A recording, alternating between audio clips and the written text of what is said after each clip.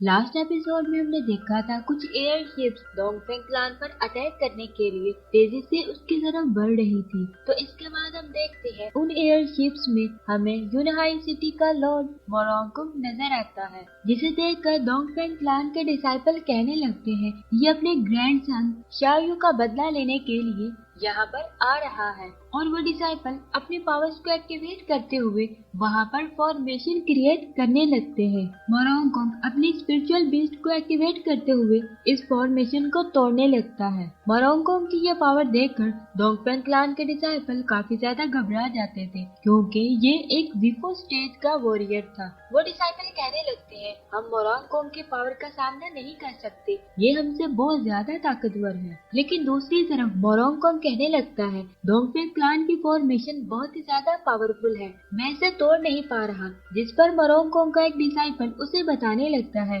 कि इस फॉर्मेशन को डोंगफेंग क्लान के चीफ ने क्रिएट किया है। तभी हम देखते हैं वहाँ पर डोंगफेंग क्लान का थर्ड एल्डर आ जाता है और वो मोरोंगकुंग से कहने लगता है लॉर्ड आप यहाँ पर अटैक क्यों कर रही है, आपकी तो हमारे क्लान के साथ कोई दुश्मनी नहीं है। जिस पर मोरोंगकुंग इस थर्ड एल्डर से कहने लगता है तुम लोगों ने मेरे ग्रैंडसन को कैद किया हुआ है और जो तुम लोगों ने उसके साथ मिसबिहेव किया है मैं उसी का बदला लेने के लिए यहाँ पर आया हूँ। थर्ड एल्डर मोरोंगकुंग से कहने लगता है ये हमारा फैमिली मैटर है, मेरे ख्याल से आपको इससे दूर रहना चाहिए। जिस पर मोरोंगकुंग थर्ड एल्डर से कहने लगता है मैं तुम लोगों के क्लान को अच्छी तरह जानता हूँ, डोंगफेंग क्लान ने एक क्रिमिनल के बेटे को पनाह दी हुई है, तुम लोग मेरे ग्रैंडसन शाओयू के साथ मिसबिहेव कैसे कर सकते हो, मैं इसका बदला तुम सबसे जरूर लूंगा। तुम्हारे क्लान के चीफ ने मूशन के बेटे की वजह से मेरे ग्रैंडसन शाओयू को कैद किया हुआ है, मैं मूशन के बेटे हाओफेंग को जिंदा नहीं छोड़ूंगा। जिस पर थर्ड एल्डर मोरोंगकुंग से कहने लगता है हम कभी भी मूशन के बेटे को तुम्हारे हवाले नहीं करेंगे, आज मूशन की वजह से ही तुम जिफो स्टेज पर पहुँचे हो और इतने ज्यादा पावरफुल बन चुके हो और अब मूशन के बाद तुम उसके बेटे को नुकसान पहुँचाना चाहते हो, तुम कितने बड़े नाशुक्री हो। मोरोंगकुंग थर्ड एल्डर की ये बात सुनते हुए कहने लगता है अगर तुम्हें याद हो तो मूशेंग एक बहुत बड़ा गद्दार था, उसने इमोर्टल सेक्ट को बहुत ज्यादा नुकसान पहुंचाया था और इसके बेटे होपेंग की वजह से भी हमें फ्यूचर में किसी बहुत बड़ी मुसीबत का सामना करना पड़ जाएगा। जिस पर एल्डर जिया कहने लगते हैं तुम तो बहुत ही ज्यादा बेशर्म हो। लेकिन तभी हम देखते हैं सेकंड एल्डर जिया पर पीछे से अटैक कर देता है और कहने लगता है हम सब वही कर रहे हैं जो हमारे सेक्ट के लिए बेहतर होगा। और सेकंड एल्डर अपने 1000 फैंटम शैडो टेक्निक का यूज करते हुए एल्डर जिया पर अटैक कर देता है, जिसकी वजह से थर्ड एल्डर की बॉडी के ईट की प्रोटेक्टिव बैरियर भी टूट जाता है और वो नीचे जमीन पर गिर जाते हैं। सेकंड एल्डर अपनी पावर का यूज करते हुए एल्डर जिया के हाथ में मौजूद गैजेट को भी छीन लेता है और फिर वो मोरोंगकुंग के पास उसकी शिप में जाकर उसे ग्रीट करता है। मोरोंगकुंग सेकंड एल्डर से कहने लगता है मेरा ग्रैंडसन किधर है, जिस पर सेकंड एल्डर उससे बताने लगता है कि हमने उसे रेस्क्यू कर लिया है। और फिर कुछ ही देर में हम देखते हैं सुप्रीम एल्डर शाओयू को लेकर मोरोंगकुंग के सामने आ जाता है। मोरोंगकुंग अपने ग्रैंडसन को देखकर बहुत ज्यादा खुश होता है और वो शाओयू से कहने लगता है तुम्हें बहुत तकलीफ का सामना करना पड़ा है, लेकिन तुम फिक्र न करो, मैं डोंगफेंग क्लान से इसका बदला जरूर लूंगा। डोंगफेंग शियोंग ने मेरे ग्रैंडसन को कैद किया था, इसलिए आज मैं उसके क्लान को तबाह कर दूंगा। और मोरोंगकुंग अपनी पावर्स को एक्टिवेट करते हुए डोंगफेंग क्लान पर बहुत ही पावरफुल अटैक करने लगता है। मोरोंगकुंग के इस अटैक की वजह से डोंगफेंग क्लान के डिसाइपल्स बहुत ज्यादा डर जाते हैं, क्योंकि ये एक आइस अटैक था। इस वजह से डोंगफेंग क्लान के डिसाइपल्स की बॉडी फ्रीज होने लगती है। के चीफ की आवाज सुनाई देती है जो कि मोरोंगकुंग से कहता है ये मेरा क्लान है, तुम्हारी हिम्मत कैसे हुई कि तुम मेरे क्लान पर अटैक करो, मैं तुम्हें मेरे क्लान को डिस्ट्रॉय करने की इजाजत कभी भी नहीं दूंगा। और एक्टिवेट करते हुए मोरोंगकुंग पर अटैक करने के लिए वहाँ पर आ जाते हैं और वो इतनी जोर से दहाड़ने लगता है कि उसकी पावर का मुकाबला यूनहाई सिटी का कोई भी डिसाइपल नहीं कर पाता। इसके बाद हमें डोंगफेंग क्लान के अंडरग्राउंड पैलेस का सीन दिखाया जाता है, जहाँ पर हाउ फेंग के फादर उससे कहने लगते हैं, तुम परेशान मत हो, ये सिर्फ मेरी इल्यूजन बॉडी है। हाउ फेंग अपने फादर से कहने लगता है, फादर क्या आप पहले से ही जानते थे यूनहाई इमोर्टल साइट का ट्रिप आपके लिए सेफ नहीं है? जिस पर हाउ फेंग का फादर उससे कहने लगता है, हाँ मुझे इस बात का आइडिया था, इसी वजह से मैं कुछ ट्रायल्स तुम्हारे लिए यहाँ पर छोड़कर चला गया था। और हाउ फेंग का फादर अपनी पावर का यूज करते हुए एक ट्रेयर को बाहर निकालता है। इस ट्रेयर को देखकर हाउ फेंग काफी ज्यादा हैरान हो जाता है। इस ट्रेयर की पावर एक्टिवेट होते ही पूरा अंडरग्राउंड पैलेस शाइन करने लगता है। हाउ फेंग के फादर उसे बताने लगते हैं कि यह ट्रेयर एक एंशिएंट आर्टिफैक्ट है जिसे डिवाइन आइज ऑफ क्रिएशन के नाम से जाना जाता है। यह आर्टिफैक्ट बहुत ही ज्यादा पावरफुल है, यहाँ तक कि मैं भी इसे ब्रेक थ्रू नहीं कर पाया था। इस आर्टिफैक्ट को सिर्फ वही कल्टीवेट कर सकेगा जिसके पास हाईएस्ट वुडन स्पिरिट टाउस बॉडी होगी। और अपनी वाइटल एनर्जी का यूज करते हुए तुम इस divine eyes of creation artifact को अपनी बॉडी के साथ फ्यूज करोगे। हाउ फेंग अपने फादर से कहता है, ग्रैंडफादर मुझसे हमेशा कहते थे कि मेरे अंदर कोई हिडन पावर है और मैं इस वाइटल एनर्जी को अपनी कल्टीवेशन के दौरान फील भी कर सकता था। हाउ फेंग के फादर उससे कहने लगते हैं, तो चलो फिर ठीक है, तुम डिवाइन आइज ऑफ क्रिएशन को अपनी बॉडी के साथ फ्यूज करने की ट्राई करोगे। और वो हाउ फेंग से कहने लगते हैं, जब तुम इस आर्टिफैक्ट को अपनी बॉडी के साथ फ्यूज करोगे तो तुम्हें बहुत सारी तकलीफ का सामना करना पड़ेगा और इस आर्टिफैक्ट का यूज करते हुए तुम इमोर्टल की दुनिया में सबसे टॉप पर हो जाओगे। अपने फादर की यह बात सुनकर हाउ फेंग कहने लगता है, मैं किसी भी किस्म की तकलीफ को बर्दाश्त करने के लिए रेडी हूँ, लेकिन मैं हर हाल में आपकी बेगुनाही साबित करना चाहता हूँ। अपने बेटे की ये बात सुनकर मोशुंग बहुत ज्यादा खुश होता है। इसके बाद हम देखते हैं how Feng divine eyes of creation को अपनी बॉडी के साथ फ्यूज करने के लिए कल्टीवेशन प्रैक्टिस स्टार्ट कर देता है और हाउ फेंग के फादर उसे इंस्ट्रक्ट करते हैं कि अब तुम अपनी वुडन स्पिरिट बॉडी को अपनी फाउंडेशन के लिए यूज करोगे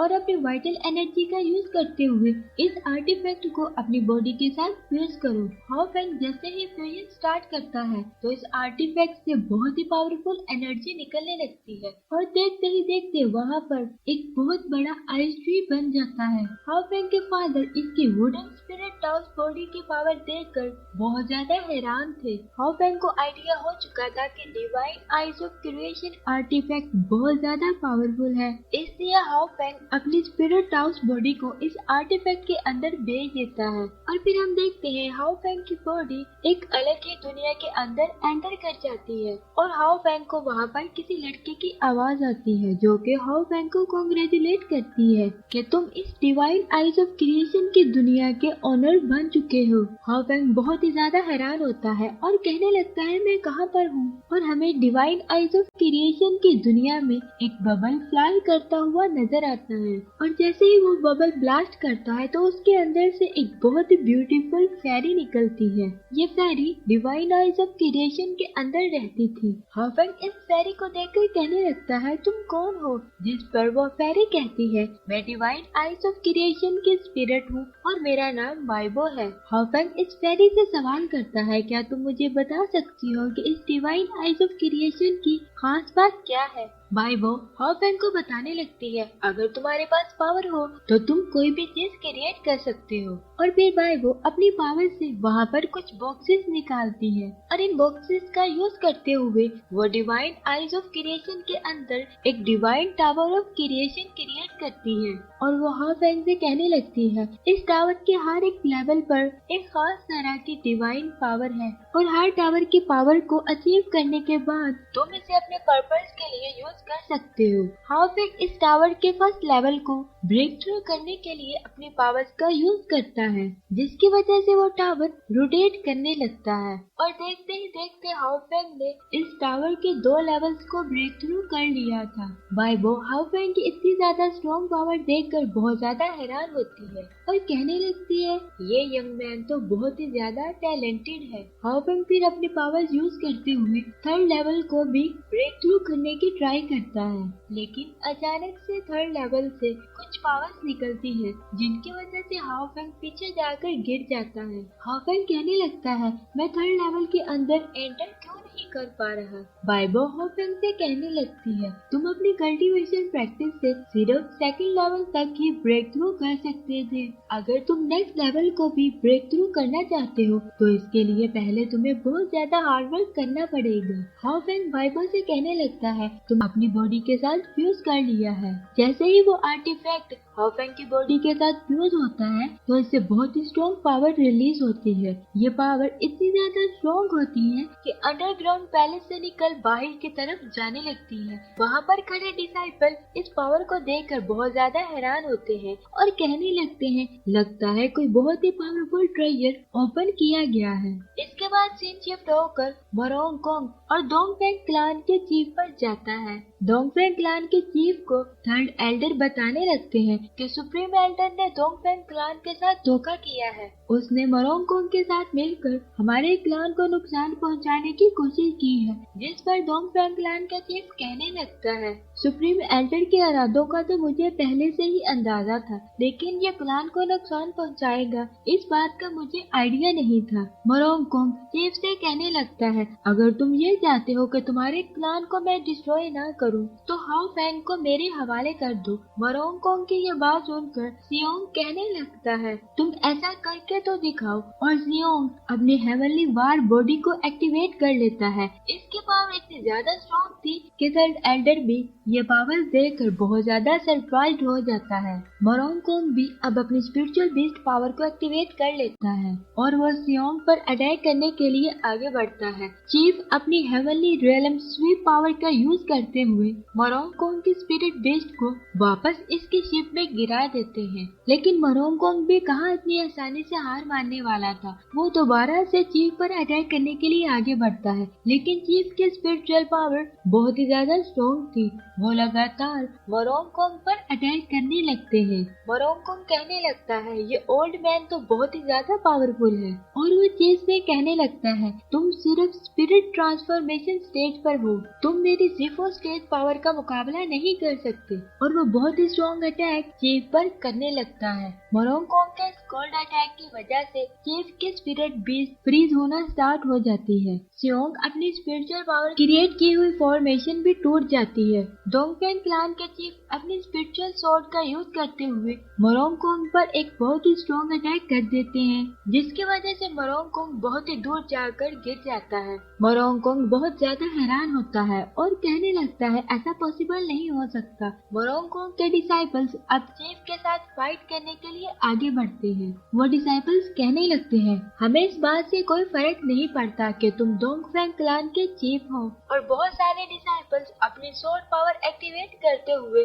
चीफ पर अटैक करने के लिए उसकी तरफ बढ़ने लगते हैं और लगातार डोंगफेंग क्लान के चीफ पर अटैक करने लगते हैं, लेकिन चीफ इन सब के अटैक्स को बहुत ही आसानी से डिस्ट्रॉय कर देता है। लेकिन अब चीफ थोड़े से जख्मी भी हो चुके थे और वो अपने थंडर ड्रैगन तलिस्मान को एक्टिवेट करते हैं और वह डिसाइपल्स इस तलिस्मान से निकलने वाले ड्रैगन के पावर्स का मुकाबला नहीं कर सकते थे और वो बहुत ही ज्यादा सरप्राइज हो जाते हैं। चीफ उन वॉरियर्स से कहने लगता है, तुम लोग कौन हो और यहाँ पर किस लिए आए हो। उन वॉरियर्स में से एक लड़की चीफ को बताने लगती है कि हम फैंटम स्वॉर्डमैन हैं। ये सुनकर चीफ बहुत ज्यादा हैरान हो जाते हैं और कहने लगते हैं, तुम दोनों तो डीमन रेस से बिलोंग करते हो और तुम दोनों मोरोंग कोंग के साथ शामिल हो और तुम दोनों यहाँ पर मायोन के बारे में इंफॉर्मेशन लेने आए हो। जिस पर वो लड़की कहने लगती है, तुमने बिल्कुल सही अंडरस्टैंड किया है और तो और तुम्हारे क्लान के पास हेवनली बॉडी भी है, इसलिए तुम वो हमारे हवाले कर दो। ये सुनकर चीफ काफी ज्यादा परेशान हो जाते हैं। उन्हें हाउ फैंग की फिक्र होने लगती है और वो कहने लगते हैं, जब तक मैं जिंदा हूँ तुम लोग हाउ फैंग को कोई भी नुकसान नहीं पहुँचा सकते। और अपनी पावर का यूज करते हुए 9 ड्रैगन फॉर्मेशन को क्रिएट करते हैं। चीफ काफी ज्यादा गुस्से में आ चुके थे क्योंकि वो इन लोगों के इरादों से अच्छी तरह से वाकिफ हो चुके थे। वो दोनों वॉरियर्स इन 9 ड्रैगन तलिस्मान में बुरी तरह से फंस चुके थे। वो लड़की कहने लगती है, मैंने कभी नहीं सोचा था कि इस ओल्ड मैन के पास इतने ज्यादा पावरफुल ट्रेजर्स मौजूद होंगे। उन 9 तलिस्मान में से ड्रैगन्स बाहर आने लगते हैं और इन वॉरियर्स पर अटैक करने लगते हैं। वो दोनों वॉरियर्स भी इन ड्रैगन के साथ फाइट करने के लिए बिल्कुल रेडी हो जाते हैं और वो अपने डीमंस पावर का यूज करते हुए इन 9 ड्रैगन तलिस्मान को डिस्ट्रॉय कर देते हैं। इसके बाद वो चीफ पर भी एक बहुत ही स्ट्रॉन्ग अटैक करके उन्हें जमीन पर गिरा देते हैं। चीफ अब बहुत ज्यादा जख्मी हो चुके थे। वो दोनों डेविल वॉरियर्स चीफ के पास आ जाते हैं और उनसे कहने लगते हैं, तुम अभी स्पिरिट ट्रांसफॉर्मेशन स्टेज पर हो और तुम्हें क्या यह लगा कि तुम्हारे पास बेस्ट तलिस्मान है तो तुम हमें आसानी से हरा पाओगे। वो डेविल वॉरियर अपनी पावर का यूज करते हुए ब्लू थंडर पावर से चीफ को बहुत बुरी तरह से जकड़ लेता है। मोरोंगकोंग ये सब देखकर बहुत ज्यादा खुश होने लगता है और कहने लगता है, डोंगफेंग जियोंग आज जरूर मारा जाएगा। इसके बाद हम देखते हैं हाओ फेंग अभी भी अपनी कल्टीवेशन प्रैक्टिस कर रहा होता है और उसे अचानक से फील होता है कि ग्रैंडफादर पर किसी ने अटैक कर दिया है। डोंगफेंग रेजिडेंस में कोई एंटर होता है और वो इन डेविल वॉरियर से कहने लगता है, तुम दोनों को आज मैं जिंदा नहीं छोड़ूंगा। वो डेविल लड़की कहने लगती है, आखिर तुम हो कौन? लेकिन वो वॉरियर तो बहुत ही पावरफुल अटैक इस लड़के पर कर देता है जिसकी वजह से वो लड़की बहुत ही दूर जमीन पर जाकर गिर जाती है। मोरोंगकोंग ये सब देखकर बहुत ज्यादा हैरान हो जाता है और कहने लगता है, आखिर इतनी हिम्मत किसके अंदर है कि उसने हार्मोनाइजेशन स्टेज प्रैक्टिशनर को बहुत ही आसानी से मार गिराया है। डोंगफेंग क्लान के पास एक और टैलेंटेड पर्सन कैसे हो सकता है? लेकिन ये वॉरियर कोई और नहीं हाओ फेंग था। जिसके साथ ही एपिसोड यहाँ पर खत्म हो जाती है। अगर आपको ये वीडियो पसंद आई है तो वीडियो को लाइक जरूर करें, चैनल को सब्सक्राइब करें और बेल नोटिफिकेशन को ऑन करें ताकि इस सीजन की नेक्स्ट वीडियो आप जरूर देख सकें।